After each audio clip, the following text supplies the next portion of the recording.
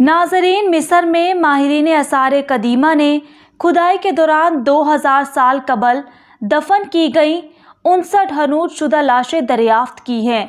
दरियाफ्त होने वाली ये हनूज शुदा लाशें बेहतरीन हालत में हैं और इन्हें लकड़ी के ताबूतों में बंद किया गया था। ताहम जब मीडिया की मौजूदगी में इनमें से एक ताबूत को खोला तो इस पर रंग बिरंगी नक्शो निगार बने हुए थे। बताया जा रहा है कि ये 59 हनूज शुदा लाशें काहरा के जनूब में वाक़िया सकरात के कब्रिस्तान में खुदाई के दौरान दरियाफ्त हुई, जो कि यूनेस्को की जानिब से आलमी सकाफती विरसा करार दिया गया इलाका है। ताहम आपको ये भी बताते चलें कि 3 हफ्ते कबल 13 ताबूत मिले थे, जिसके बाद मुल्हक्का इलाकों में मौजूद कुओं से 40 फुट की गहराई में मजीद हनूज शुदा लाशें दरियाफ्त हुईं।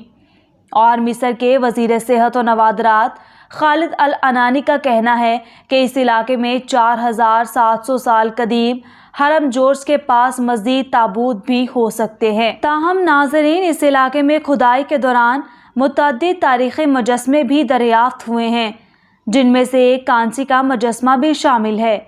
और इस हवाले से ख्याल किया जा रहा है कि ये नफरतोम देवता का मुजस्मा है, जिसे कदीम मिस्र में कवल का फूल का देवता कहा जाता था।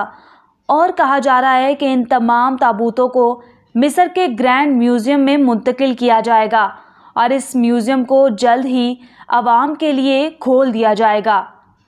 उम्मीद है नाज़रीन आपको हमारी वीडियो पसंद आई होगी।